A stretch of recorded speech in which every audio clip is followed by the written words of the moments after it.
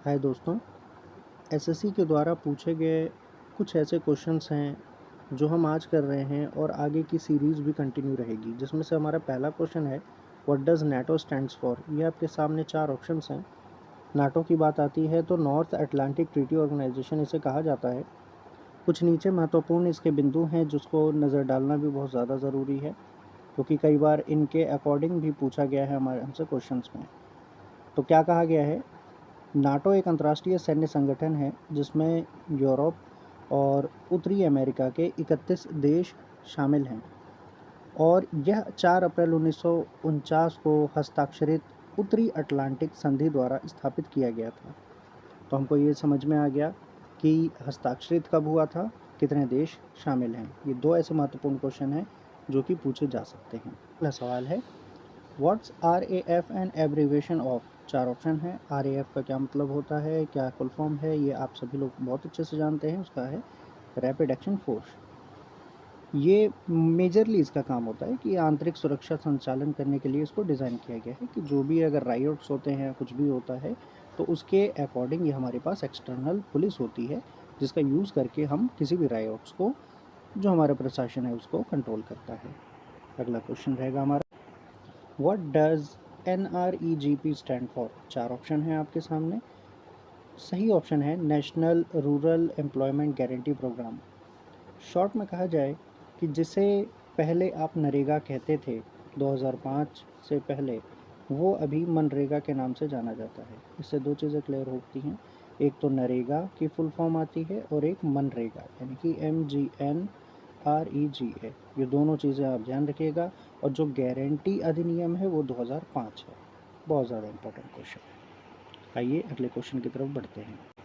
What does HTTP stand for in the world of internet। कई बार पूछा गया है, बहुत बार पूछा गया है, बहुत बार, जिसमें से आपका चार ऑप्शंस होते हैं और जो करेक्ट आंसर होता है वो है hypertext transfer protocol. Hypertext transfer protocol, option number A. आगे आगे बढ़ते हैं। What is NIEO full form. Full form ही खाली पूछा जाता है, तो इसमें क्या आंसर रहेगा आपका, न्यू इंटरनेशनल इकोनॉमिक ऑर्डर। क्या काम है, नई अंतर्राष्ट्रीय आर्थिक नीति विकासशील देशों द्वारा आर्थिक उपनिवेशवाद और विकासशील अर्थव्यवस्थाओं पर निर्भरता को समाप्त करने के लिए एक रणनीतिक प्रस्ताव है। अगला सवाल है what does CTBT stand for. CTBT क्या होता है, कॉम्प्रिहेंसिव टेस्ट बैन ट्रीटी। क्या है ये, इसके बारे में थोड़ा जान लेते हैं। सभी वातावरणों में नागरिक और सैन्य दोनों उद्देश्यों के लिए परमाणु हथियार परीक्षण, विस्फोटों और किसी भी अन्य परमाणु विस्फोटों पर प्रतिबंध लगाने के लिए एक बहुपक्षीय संधि है। ये जितने भी न्यूक्लियर टेस्टिंग होती थी, जितने भी न्यूक्लियर उनके वेपन्स होते थे, उनको टेस्ट करने से रोकने की ये संधि थी। कब इसको अपनाया गया था, 10 सितंबर 1996 को। किसके द्वारा किया अपनाया गया था, संयुक्त राष्ट्र महासभा द्वारा। आइए आगे बढ़ते हैं।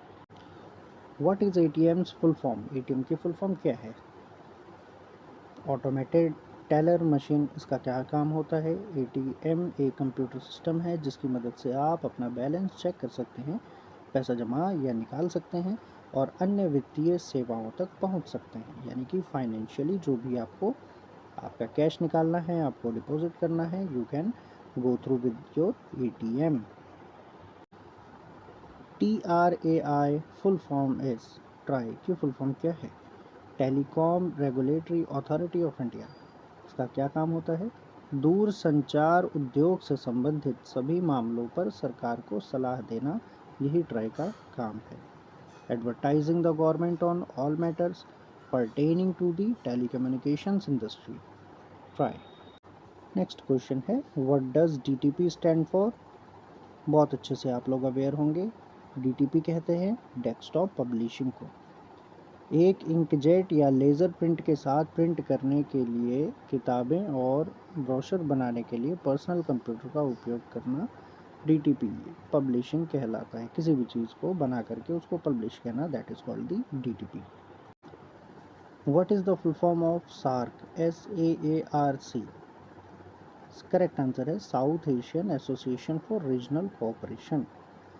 सार्क जो है 1985 में स्थापित दक्षिण एशियाई देशों का एक क्षेत्रीय आर्थिक और राजनीतिक संगठन है। इसका उद्देश्य है क्षेत्रीय सहयोग को मजबूत करके सदस्य देशों के बीच आर्थिक और सामाजिक संबंधों को विकसित करना है।